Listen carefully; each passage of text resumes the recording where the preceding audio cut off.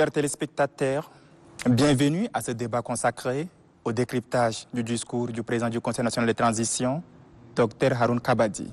Il vous souviendra que la première session ordinaire 2023 du Conseil national de transition s'est ouverte le 1er février au Palais de la Démocratie. Cette cérémonie officielle était marquée par le discours d'ouverture du président du Conseil national de transition. Cette allocution prend en compte plusieurs axes stratégiques de la vie de la nation, notamment la diplomatie, la paix, la sécurité, l'économie, le social et bien d'autres. Pour décrypter ces discours, nous recevons sur ce plateau 4 conseillers nationaux, à savoir Dr Jacques Lawingamay, président de la Commission politique générale, loi, institutions, droits fondamentaux et libertés. Bonjour, Président. Bonjour. Madame Seka Nartamadi Asingar Isabelle, présidente de la Commission communication, nouvelles technologies de l'information et de la communication et présidente du réseau de l'Union des femmes parlementaires du Tchad. Bonjour, Présidente. Bonjour. Monsieur Ahmed Dida Mohamed, président du groupe parlementaire Les Verts et Sociaux-démocrates. Bonjour, Président. Bonjour. Et enfin, monsieur Aladoum Diarma Baltazar, secrétaire des sciences au bureau du Conseil national de transition et membre du groupe parlementaire Les Rénovateurs. Bonjour, conseiller. Bonjour. Avant d'entrer dans le vif du sujet, dites nos chers invités, depuis le début de la transition, les nouvelles appellations voient le jour. On ne parle pas de l'Assemblée nationale, mais du Conseil national de transition. Le terme député a disparu et l'on parle des conseillers nationaux. Mais les missions dévolues à ces derniers ne sont pas bien comprises par les citoyens. Pouvez-vous nous dire en quelques mots le rôle que joue le Conseil national de transition dans le processus de la transition? La question est à qui veut la prendre. Bon, je commence par le président. Là, je vais essayer de parler. Bon, vous avez dit tout à l'heure que le mot député a disparu et que nous sommes devenus les conseillers nationaux. Bon, en réalité, le mot député n'a pas disparu comme vous l'entendez, tout simplement parce que lorsque la 3e législature qui était là avait eu un choc après le décès du président Maréchal. Et nous étions entrés dans une période de transition où la charte qui joue le rôle de Parlement provisoire a dénommé le Parlement provisoire le Conseil national de transition. Donc, inévitablement, les membres sont désignés par le vocable conseiller national. Mais la mission demeure la même, puisque les principales missions d'un Parlement, c'est de voter les lois, d'assurer l'exécution, d'assurer le contrôle de leur exécution. Et une nouvelle mission qui a été ajoutée dans le cadre de la Constitution de 2018, qui est l'évaluation des politiques publiques.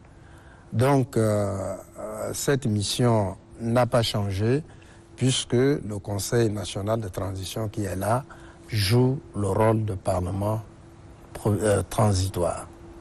Donc, je ne pense pas que le mot député a disparu, mais il est mis en veilleuse. En plus de ces missions qui viennent d'être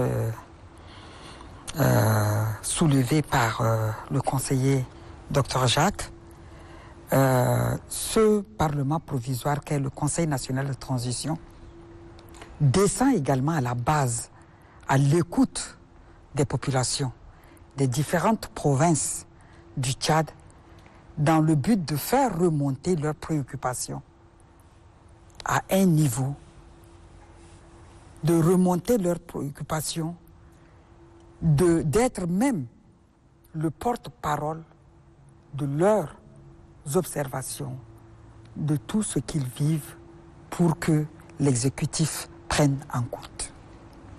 Président Madjida, vous avez quelque chose à ajouter? Oui, je vous remercie. Je remercie Dr Jacques pour cet éclaircissement et ce que Dr Jacques Seka dit. Je voudrais dire seulement, il y a la distinction, c'est vraiment le mode de désignation. Vous savez, donc à l'époque, on dit député, c'est parce que donc il y a eu une élection législative qui sont passés par les urnes et ils ont fait campagne, ils ont été choisis.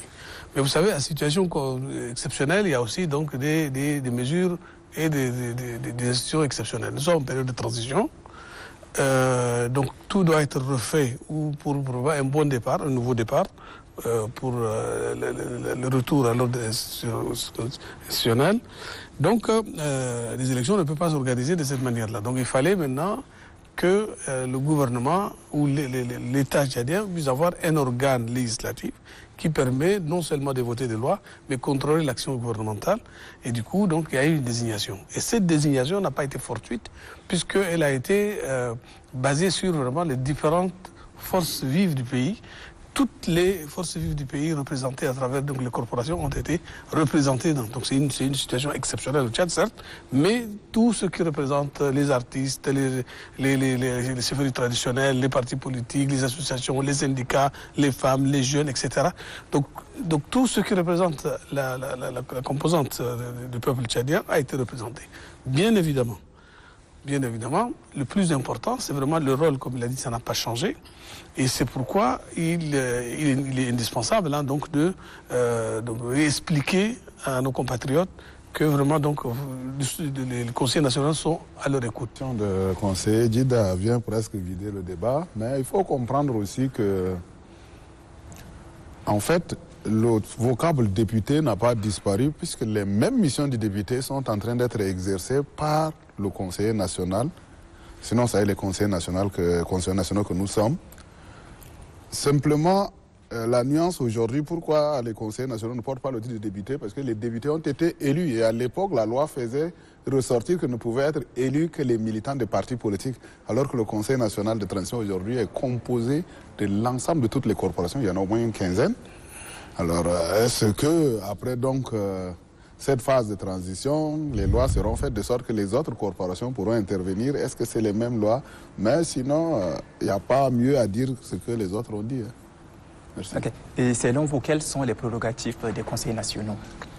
Bon, vous savez que dans la charte, tout comme repris dans notre loi organique et le règlement intérieur, les conseillers nationaux ont d'abord pour mission contrôler l'action du gouvernement.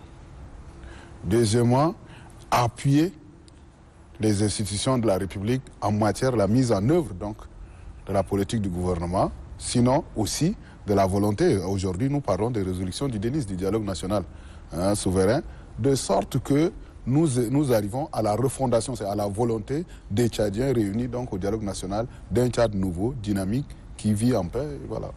À côté des groupes parlementaires et des commissions thématiques, il y a aussi le comité d'évaluation des politiques publiques. Quel rôle joue cet organe? Bon, en fait, le comité d'évaluation des politiques publiques, comme son nom l'indique, il est en quelque sorte la coordination du travail de toutes les commissions.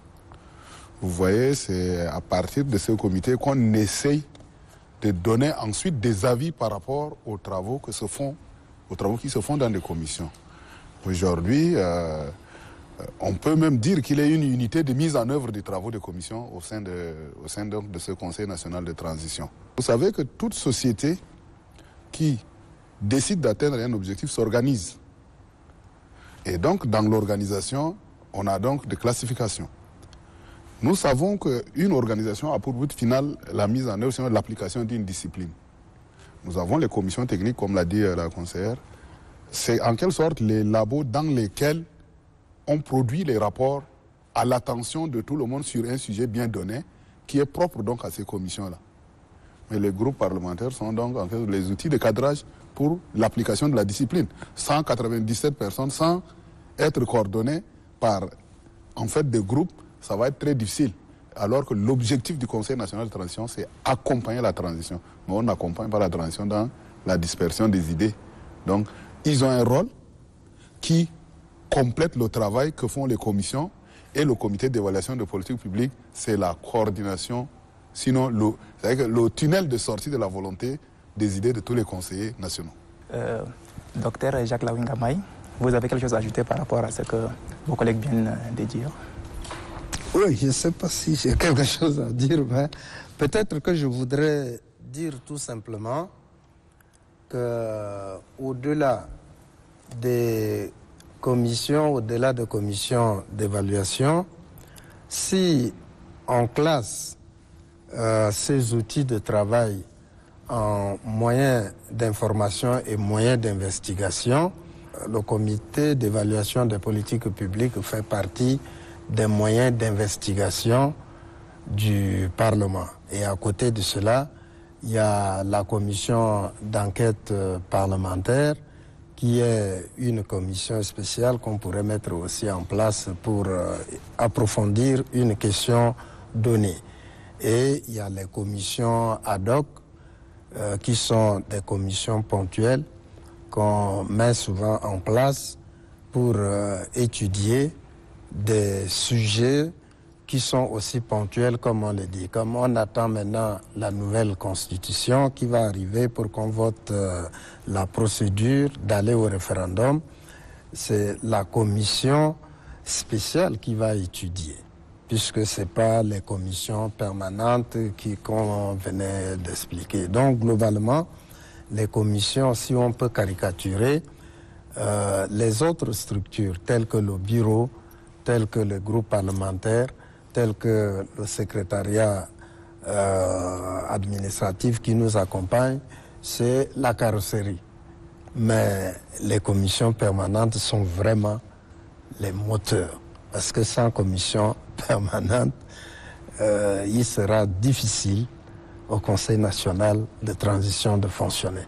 Donc ce sont les commissions permanentes-là et les autres commissions qui sont véritablement le moteur du travail parlementaire. Si vous permettez, je voudrais juste dire un mot sur la commission contrôle du budget autonome.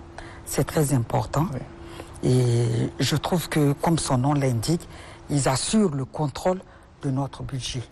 Le Conseil national de transition, ayant un budget autonome, eux, ils jouent le rôle d'un audit interne pour voir si c'est bien, c'est comment. Et là, c'est un gage de transparence dans la gestion budgétaire. Et c'est très important. Juste un petit mot dessus, parce que c'est très important. Okay, merci, Président. Ce qu'a dit Dr Jacques, une information importante, c'est que chaque conseiller a l'obligation d'être dans une commission. On peut choisir de ne pas être dans un groupe parlementaire ou pas. C'est une faculté vraiment libre. Mais pour les commissions, chaque conseiller a l'obligation d'être dans... s'inscrit à son choix. S'il refuse de faire le choix, le bureau fera le choix à sa place. Il faut pourquoi? C'est pour impliquer tous les conseillers dans donc, le déroulement, dans l'étude, dans l'analyse, dans la confection de tous les thématiques ou tous les sujets qui sont abordés dans les commissions. Donc c'est pour dire qu'aucun conseiller n'est censé chômer dans le travail donc des commissions, parce qu'on a tous, même les membres du groupe parlementaire, même les présidents du groupe parlementaire sont membres des commissions et ils doivent contribuer à l'élaboration, à la bonne gestion ou peut-être à l'étude des dossiers qui sont soumis dans ces commissions-là. C'est ce que je voulais juste éclaircir. Okay. Est-ce qu'un conseiller peut partir d'une commission et être dans un groupe parlementaire et en même temps dans le comité d'évaluation des politiques publiques? C'est faisable? On peut être membre d'un groupe parlementaire, être forcément dans une commission, mais ne plus se retrouver au comité d'évaluation de politique publique. Parce que le comité d'évaluation de politique publique est en quelque sorte la 15e commission permanente pour le moment. Donc on ne peut pas appartenir. Et on reprécise dans le règlement intérieur. C'est fait de sorte que tous les conseillers sont pratiquement responsabilisés. Il n'y a pas de doublon. Dès lors que vous êtes membre du bureau, vous ne pouvez plus être membre du bureau d'une commission, tout comme membre du bureau du comité d'évaluation de politique publique. Et même si vous êtes membre déjà du bureau d'un groupe parlementaire, vous n'avez plus le droit à être responsabilisé dans le comité d'évaluation, tout comme dans une commission permanente.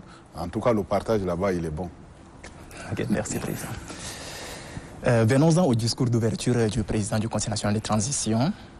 Comme je l'avais souligné à l'entame de ces débats, plusieurs thématiques ont été abordées par le président. Sur le plan politique, L'année qui s'achève est pleine des événements politiques. Nous avons entre autres le dialogue national inclusif et souverain, le DELIS. Nous avons le nouveau gouvernement d'union nationale qui est investi et bien d'autres. En tant qu'acteur politique, quelle lecture faites-vous de tout ce qui se fait sur la sphère politique pour le retour à l'ordre constitutionnel? Président, vous avez la parole. Si vous le permettez, je vais d'abord peut-être parler un peu d'une manière générale avant de revenir dans ce que vous avez dit. Vous savez que le discours du président du Parlement est comme le contrôle même du cahier de charges du Premier ministre qui a présenté devant nous. Parce que son discours, il a placé la session sur des grands enjeux politiques et institutionnels. C'est pour la première fois que la session est placée sous une bannière. Il dit que c'est quand vous prenez, il attaque son discours par dire que c'est une session des grands enjeux politiques et institutionnels. Et quand vous parcourez tout le discours est structuré de telle sorte qu'il y a le constat. Il fait le constat, il fait des analyses et il fait des recommandations, des propositions ou des suggestions.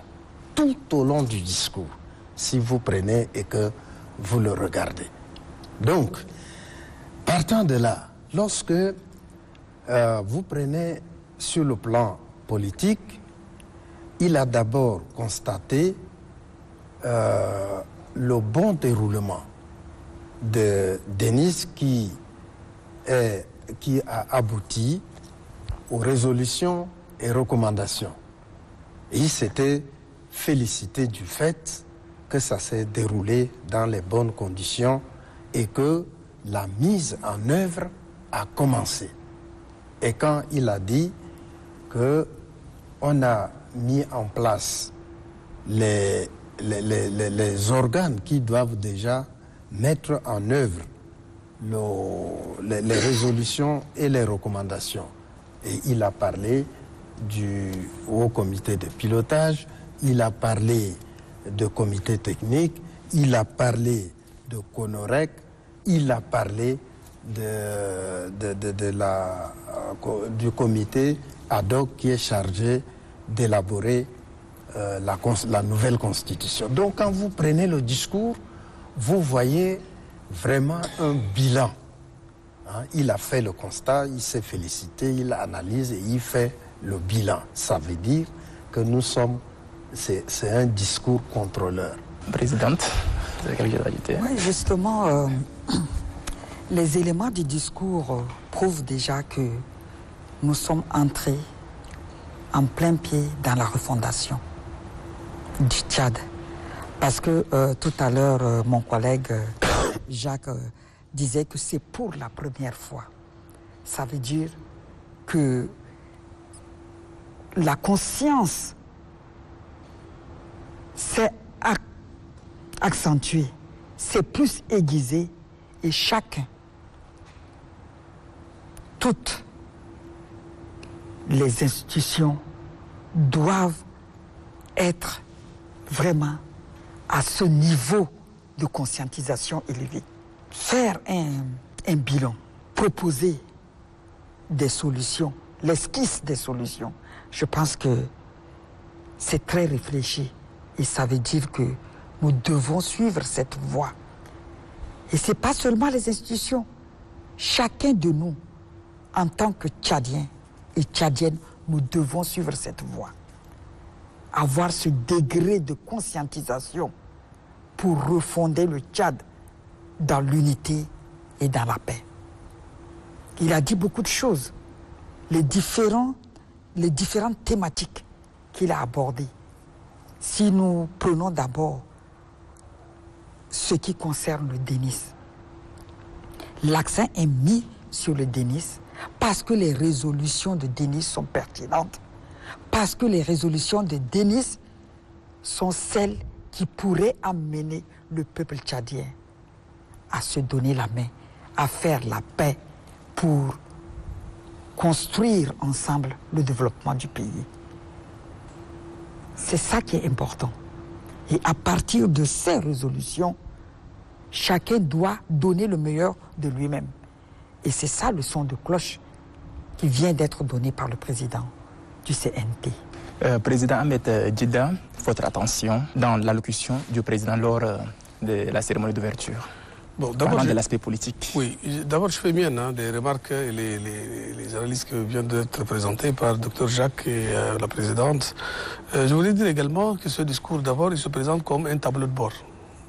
Un tableau de bord pour le gouvernement, que voilà là où on devait aller. Donc il faut faire attention, donc ne perdez pas de vue cet objectif.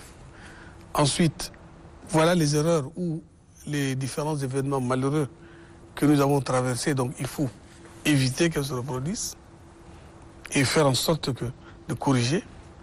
Ensuite, c'est une interpellation aussi au gouvernement qui est à peine voilée, puisque, attention, votre gestion a été décryptée et nous avons détecté pendant donc cette année, cette période de transition que ce gouvernement a mis en place. Voilà donc les points névralgiques sur lesquels il faut faire attention. Le problème des inondations, le problème de chômage, le problème de sécurité, le problème de conflits intercommunautaires, les problèmes donc de réseaux sociaux, etc., etc. Vous voyez, donc c'est une interpellation, c'est un tableau de bord, mais également c'est un indicateur pour les conseillers nationaux. Comme l'a bien dit donc, la présidente, c'est que chacun doit vraiment savoir donc, là où il doit aller. Il y a aussi, dans ce discours, c'est aussi un clin d'œil, ou en tout cas un message adressé à nos concitoyens, que le Conseil national, à travers son président, n'a pas perdu de vue les questions importantes qui vous interpellent et qui vous préoccupent. La preuve, c'est que je les cite et je demande à ce que vraiment qu'il y ait des solutions articulées pour y arriver. Maintenant, en répondant à votre question, qu'est-ce qui est... Il y a beaucoup d'éléments, mais je peux dire que les éléments, c'est comme un chapelet. Toutes les thématiques, la l'une est liée à l'autre. Quand vous parlez de politique, il y a aussi les problèmes donc, de diplomatie. Parce que nous sommes dans une difficulté diplomatique importante. C'est aussi un problème de sécurité, il y a un problème d'économie, un problème de chômage. Moi, ce qui m'a interpellé, c'est... On va revenir sur ce point. Oui, on reste d'accord. Donc, pour vraiment se focaliser sur un des aspects parmi les aspects qui m'a vraiment préoccupé, c'est vraiment quand on a mis l'accent sur l'emploi. Ça, c'est un élément clé. Ça fait partie du social. Oui, social, la sécurité aussi, la paix sociale vient de là également. Les problèmes donc des réseaux sociaux qui, en partie, trouvent comme appui, c'est vraiment ces chômages, ces errements, ces désespoirs de cette jeunesse, etc. Donc, franchement, c'est un élément qui permet donc qui oblige, qui est censé obliger donc, le gouvernement à dire attention, pour régler ce problème-là, on doit regarder l'économie, comment on doit faire une politique économique pour éviter que ça ne dérive et pour que vraiment les solutions pour la jeunesse, etc., ne soient prises en compte comme au cœur de la période de transition. Bien sûr, le discours également, il parlait d'éléments importants. C'est vraiment le retour rapide à l'ordre constitutionnel parce que c'est une nouvelle page pour le Tchad. Et cette nouvelle page, il faut vraiment l'écrire de manière claire, lisible, sans équivoque, sans confusion. C'est également donc ce qui sort de cet élément du discours. Donc, pour ainsi dire, donc, il y a cette cohérence globale qui, en même temps, donne la direction pour ceux qui sont dans le CNT, nous autres, mais également une interpellation au gouvernement pour que vraiment il fasse attention et qu'il faut atteindre cet objectif, et également dire au peuple que nous sommes vos représentants et nous n'avons pas perdu de vue vos préoccupations. Conseiller Balthazar, dans son discours, le président a mis aussi l'accent sur le comité ad hoc chargé de la rédaction de la future constitution. Avant peut-être donc de chuter par la question proprement que vous venez de nous poser, vous avez vu pour une fois, depuis que nous sommes au Conseil national de transition, le volume du discours du président et la limpidité sont si importants à être signalés. Et donc, à la fois tenant compte du volume et de cette limpidité, je me dis que le président a pris le soin de rendre compte au peuple du chemin parcouru depuis notre sortie du déni, sinon disons, à l'ouverture de la première phase de la transition. Secondo, il a interpellé en quelque sorte le gouvernement au respect donc du contenu de son programme politique qui est essentiellement la mise en œuvre des résolutions et recommandations issues du DENIS. Et en même temps, c'est une alerte faite aux acteurs politiques qui sont désormais un ensemble de corporations. Si vous voyez bien, donc, à la fin du DENIS, on était en train de s'interroger, mais comment ça va aller? Parce que le doute planait. Mais aujourd'hui, nous avons donc les différents organes, c'est après donc le CNT qui n'a été qu'ouvert, le gouvernement de l'Union nationale mis en place, les organes qui doivent nous conduire à la refondation du Tchad ont pratiquement vu le jour. Nous avons donc le haut comité du pilotage, du suivi de la mise en œuvre des résolutions qui est là, son comité technique est là. Aujourd'hui, nous avons donc le CONOREG qui est donc l'organe qui va nous conduire donc au référendum, qui est donc à pied d'œuvre. Nous avons donc, embrayant donc sur leur rôle, déjà un comité ad hoc qui est mis en place et qui, à ma connaissance, serait fait donc des personnes de grande valeur qui produisent un travail et qui ne va pas être, qui ne serait tardé d'être rendu public. C'est-à-dire qu'un projet de constitution qui va donc sur la voie normale pour que nous ayons un référendum et que le Tchad ait une constitution sur laquelle nous pouvons aspirer à la refondation.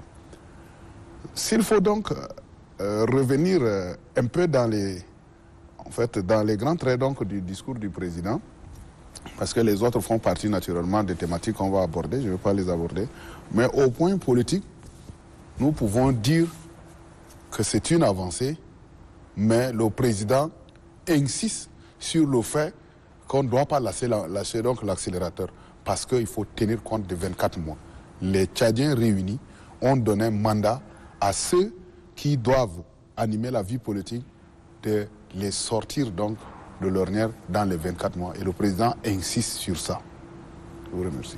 Merci. Oui, je vais peut-être compléter un peu, comme je vous ai dit que c'est pratiquement un discours contrôleur. Vous avez vu que quand il avait cité la mise en place des différentes structures qui doivent conduire au retour à l'ordre constitutionnel, il a constaté que jusqu'à là, le gouvernement n'a pas encore déployé les gens pour la sensibilisation de la population déjà à s'approprier des résolutions et recommandations du DENIS. Il a fait même une recommandation sur ça. Il dit qu'il faut que le gouvernement essaie déjà de déployer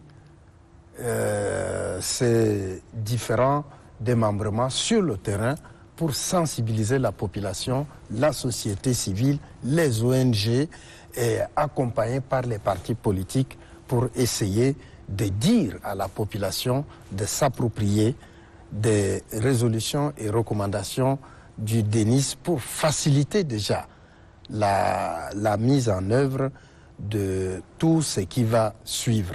Donc le discours est un discours qui constate, analyse et fait des recommandations au gouvernement. C'est tellement clair et c'est excellent. C'est complet. Merci, Président. Sur le chapitre économie, vous avez adopté le nouveau budget de l'État en décembre dernier. C'est un budget excédentaire qui a été présenté et défendu par le gouvernement. Comment appréciez-vous cette embellie, Présidente? Vous avez la parole. Oui, on a vraiment planché sur ce budget. Et c'est même hors pair, hein, si je peux me permettre de dire, sous réserve de ce que les anciens députés pourraient dire. Mais j'ai trouvé que l'examen de ce budget est quand même vraiment hors pair. Parce que malgré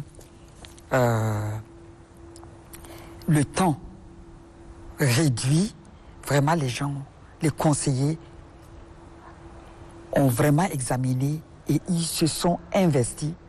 C'est un sacrifice même pour dire on doit le faire, vaille que vaille, parce qu'on ne peut pas arriver à l'année prochaine sans budget. Ça, il faut vraiment féliciter notre président et les uns et les autres conseillers qui ont donné le meilleur d'eux-mêmes. Une embellie, oui, et pour que ça soit vraiment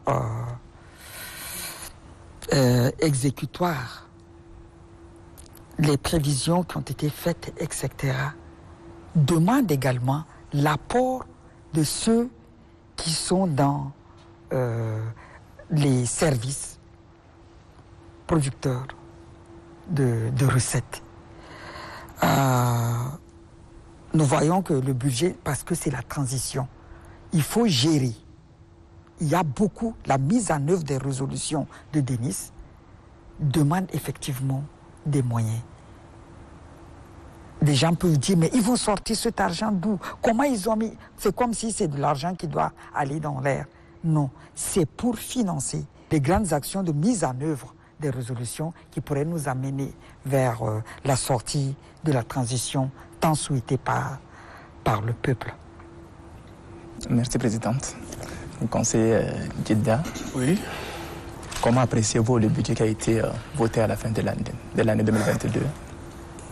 Bon, le président, en citant le budget, parce qu'il voulait aussi mettre le gouvernement devant sa responsabilité. Ça, c'est la première chose. C'est-à-dire, si le Conseil national de transition a adopté ce budget avec ses exceptions en termes de volume de recettes, etc., c'est pour dire également, nous comprenons, nous, représentants du peuple, nous comprenons que vous avez besoin de moyens, ce que vient de dire donc la présidente. Et quand il a cité également le problème donc, du chômage, ça suppose des actions économiques qui doivent absorber les 5000 emplois qui ont été donc, créés ou les intégrations à la fonction publique, ça demande de l'argent. Ça, c'est un budget supplémentaire. Les questions des inondations, quand il avait cité, c'est un rapport aussi. Ces sinistrés ont besoin d'être recasés. Il y a des mesures qui doivent être prises parce qu'on ne connaît pas les prochaines inondations vont être dans quel volume ou les pluviométries vont être dans quelles circonstances. Donc ça demande vraiment une préparation et il faut s'y mettre. Le problème aussi donc, de la famine, enfin, le problème de notre autosuffisance alimentaire. Donc ça demande également des moyens pour pouvoir s'y préparer et faire face. Et aussi le problème donc, des conflits intercommunautaires qui, au fond, c'est un problème d'intérêt économique également et qui nécessite également des dispositions qui ont besoin de moyens. Et un élément important, la sécurité. La sécurité demande la sécurité à l'intérieur du pays comme à la sécurité des frontières. Et comme vous savez, le Tchad est pratiquement entouré des pays qui ont des problèmes et que leur problème d'insécurité se répercute automatiquement chez nous et ça demande des moyens. Donc en fait, quand le président a parlé de ce budget avec cette dimension, c'est pour dire également, attention, c'est parce qu'il y a tous ces points-là qu'il faut maintenant prendre en compte, en plus de ce que vient de citer le président en disant donc la mise en œuvre, etc., qui demande des mobilisations, etc. Mais il y a des points importants pour la survie, pour l'équilibre, pour le développement du pays, parce que c'est pas parce que c'est une transition qu'on doit omettre le développement du pays. C'est pas parce qu'il y a la transition qu'on doit oublier donc les questions donc des emplois des jeunes, les questions donc de redynamisation de l'économie, problème de création d'emplois, pas forcément par l'État, mais aussi par le secteur public, les secteurs privés. Donc tout ça, ça demande des moyens. Et en annonçant dans son discours, c'est pour dire nous concédons ce budget que vous avez présenté, mais attention. Voilà ce qui vous attend et indirectement, on vous contrôlera le moment venu. Voilà en gros donc comment je situe donc l'aspect finance dans ce contexte-là. Le président a mis aussi l'accent sur la flambée des prix des denrées de première nécessité. C'est-à-dire le problème des spéculations des prix des denrées opérées par certains commerçants, ce qui pèse énormément sur le panier de la ménagère et bien d'autres. Quelle est votre lecture sur ce phénomène? Avant donc de répondre, je complète un peu d'abord par rapport au budget. Vous savez que Le budget 2023 est excédentaire, c'est vrai, c'est la conséquence de la loi de finances 2023. L'excédent, il est donc de l'ordre de 285 milliards quelques.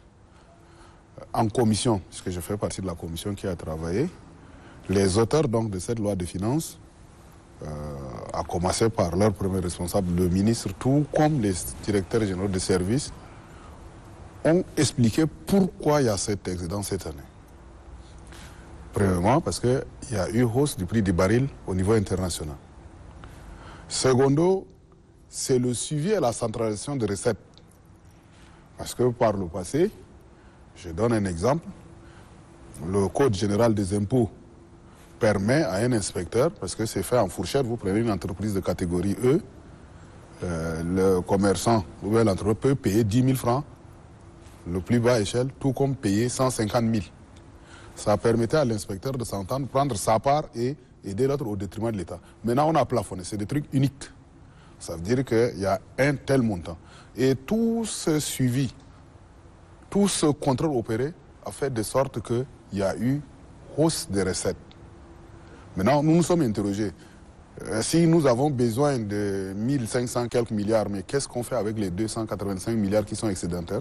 Ceux-là, les concernés ont donné une réponse satisfaisante. C'est pourquoi les conseillers ont concédé, la commission a dressé un rapport utile et a demandé à la plénière de l'entériner parce qu'on a dit que ça peut servir à générer des emplois dans le cadre de 50 000 jeunes, machin, tout ça, à apurer les dettes des opérateurs économiques et pourquoi ne pas permettre l'intervention, parce qu'il y a des cas qu'on ne prévoit pas, comme le cas des inondations, et le cas de catastrophes, en tout cas, que ce gap puisse permettre de faire face à ces urgences si jamais ça venait à avoir lieu. Maintenant, le cas donc des flambées de prix, vous savez, le Tchadien, c'est un amateur. Je suis surpris que quand tu vas demander le prix d'une chèvre, on te dise qu'il y a la guerre en Ukraine, la chèvre fait 100 000. C'est ça le problème. Et donc, vu le discours, me référant au discours du président, on suggérerait même mieux qu'il y ait une police de marché qui soit répressive. De sorte que, si on fixe un prix, le gouvernement prend, il fixe le prix de tel denrée à tel franc, c'est lui qui déborde, qu'il passe sous le coup de la loi, qu'il y ait des actions pénales. Mais nous sommes devant une population que je suis politique, je me retiens du mot, mais qui mérite d'être éduqué. Le conseiller Balthazar a touché aussi la tension entre l'Ukraine et la Russie. Selon vous, cette tension peut avoir un impact sur l'économie tchadienne? Il a soulevé cette question de la guerre entre la Russie et l'Ukraine.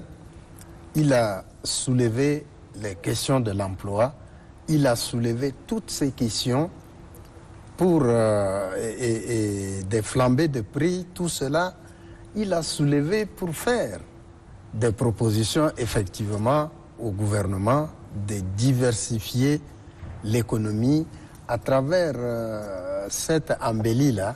Il faut diversifier l'économie en allant beaucoup plus vers l'agro-silvo, vers l'autonomisation des jeunes en les employant, en les excitant à aller vers les partenariats ou bien vers l'exercice des activités à revenus génératrices. Donc, la guerre russo-ukrainienne, effectivement, le monde est devenu planétaire, puisque notre économie est une économie de consommation.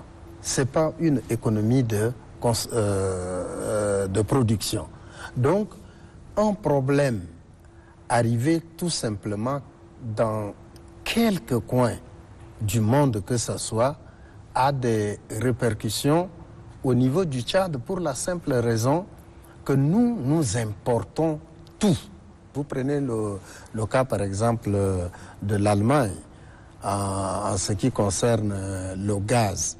Lorsque l'interconnexion entre la Russie et l'Allemagne pose des problèmes au niveau du gaz, tout de suite, eux-mêmes, ils se sont ressaisis pour produire leur gaz. Docteur, sur le plan sécuritaire, le président du Conseil national de transition a condamné la tentative de déstabilisation visant à porter atteinte à l'ordre constitutionnel et aux institutions de la République. Il a aussi parlé de la résurgence des conflits intercommunautaires. Quel est votre avis sur ces différents événements?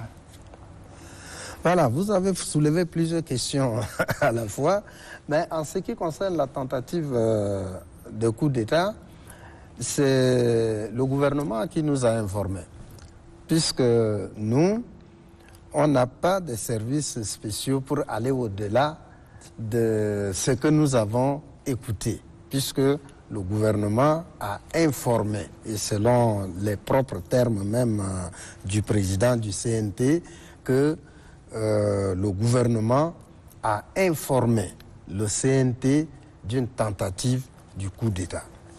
Donc, en réponse, le PCNT a dit tout simplement que le Conseil national de transition se réjouit du fait tout simplement que la situation a été maîtrisée. Mais comme le CNT est attaché à la valeur de paix, à la valeur de développement, à la valeur de l'instabilité des institutions, il condamne fermement. En ce qui concerne les conflits agriculteurs-éleveurs, le discours du président est clair là-dedans. Le président, pour lui, ces conflits agriculteurs-éleveurs n'ont pas raison d'être.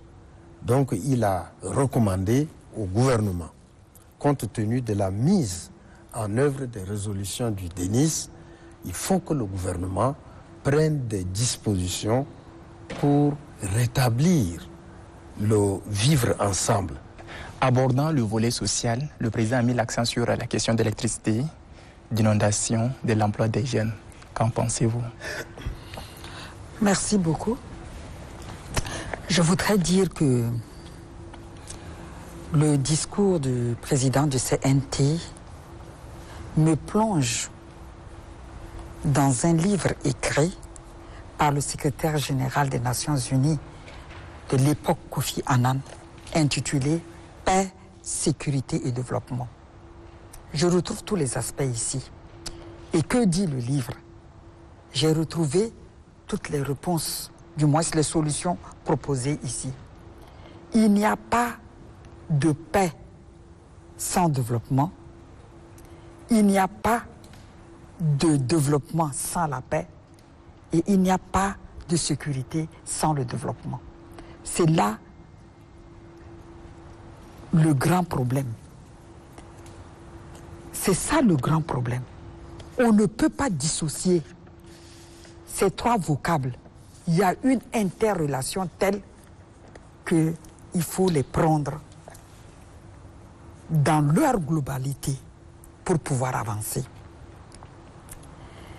Et quand on dit paix, sécurité et développement, on retrouve beaucoup d'aspects. On veut résoudre le social, on veut trouver des solutions à l'économie, on veut. Et c'est ce qui se retrouve dans le discours du président. En parlant de l'employabilité des jeunes, moi personnellement, j'ai beaucoup apprécié parce que les jeunes constituent vraiment les cadres de demain. Ils sont des cadres aujourd'hui, ils seront des cadres demain.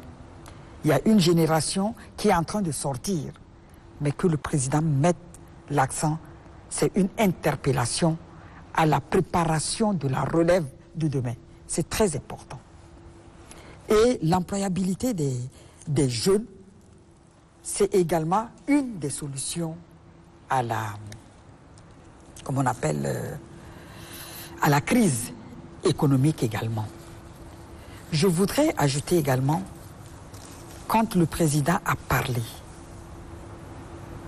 de la prise en compte de la dimension femme, c'est très important.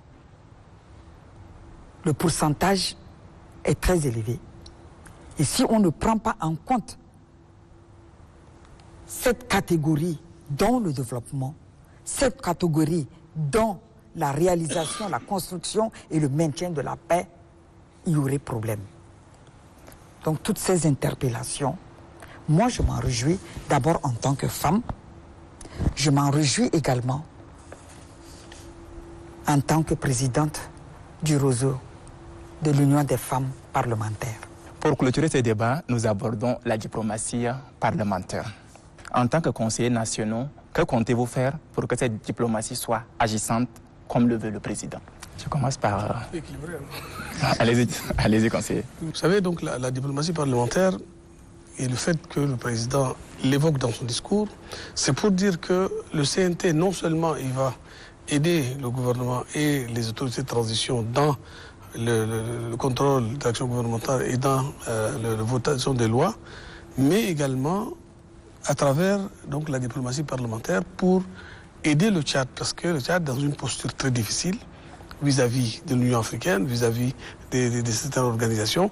Donc pour dire, c'est aussi un clin d'œil, pour dire, voilà, nous, le CNT, nous sommes prêts, avec tout ce qu'on a mis en œuvre, pour aider le gouvernement dans sa politique, pour l'aider aussi, pour une meilleure visibilité, pour que vraiment nos partenaires comprennent mieux la période de transition et appuient de manière beaucoup plus conséquente la période de transition. Conseiller Balthazar, vous avez la parole.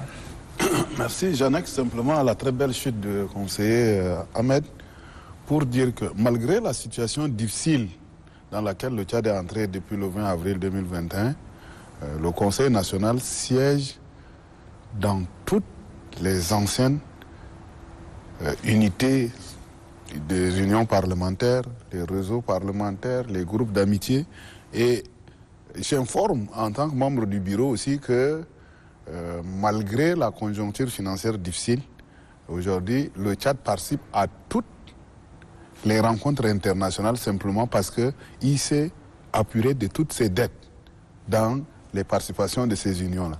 L'objectif, sinon le but poursuivi par le CNT, c'est apporter la visibilité de la manière dont la transition tchadienne est dirigée à l'intérieur vers l'international pour que le Tchad soit inscrit dans le concert des nations avec les autres. Vous voyez que dans la sous-région, il y a aujourd'hui des questions que les gens s'interrogent. Nous n'avons pas le temps. On a frôlé la question de l'Ukraine et de la Russie, d'accord. Mais qu'est-ce que le Tchad fait?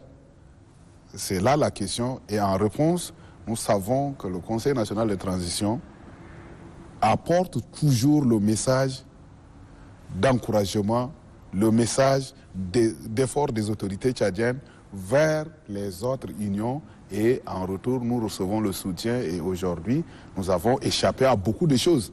Si ce n'était pas donc cette technique, cette stratégie agissant de la diplomatie parlementaire tchadienne, je pense que nous serons même quelque part condamnés. Mais si nous ne sommes pas condamnés, c'est qu'il faut se féliciter de la manière où nous nous comportons. Merci, conseiller. Président, vous avez 30 secondes pour votre mot de fin. Peut-être la diplomatie parlementaire, comme les autres l'ont déjà dit, c'est le parallèle des conférences des chefs d'État, la conférence des ministres qui se passait. Et vous voyez que ce soit à l'Union interparlementaire, au Parlement africain, à l'OCI, ou à la CEMAC, au G5 Sahel, tout cela, la situation du Tchad est exposée devant les parlementaires du monde entier pour soutenir les efforts que le gouvernement est en train de faire à travers le monde. Donc la diplomatie tchadienne est très agissante. Bon, mon mot de fin, c'est que on ne pourra que vous remercier, mais malheureusement, le temps ne nous permet pas de parcourir tout le discours. Donc nous vous félicitons et nous demandons encore à revenir. C'est peut-être ce que... Président, votre mot de fin. Soyez bref. Merci beaucoup. Nous avons beaucoup parlé et je voudrais juste compléter les uns et les autres ici par rapport à la diplomatie parlementaire. Nous allons, dans ces rencontres, c'est ce qu'ils ont dit.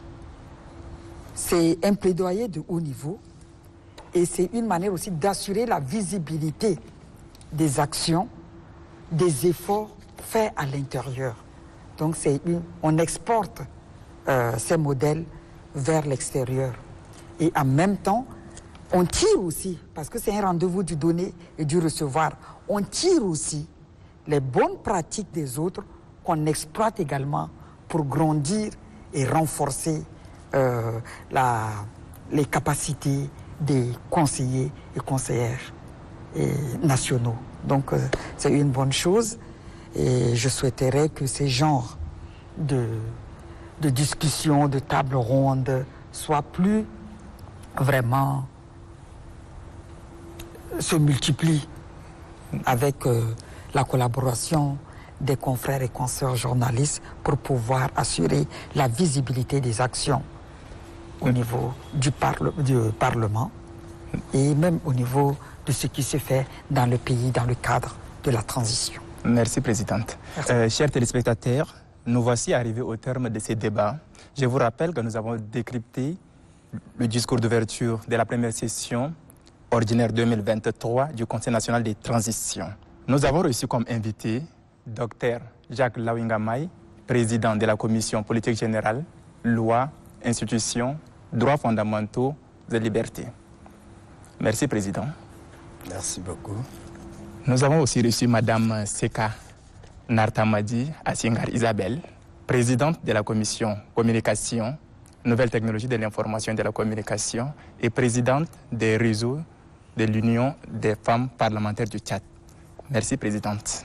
Merci, cher. Nous avons aussi reçu le conseiller Ahmed Djedda Mohamed, président du groupe parlementaire Les Verts et sociaux-démocratiques.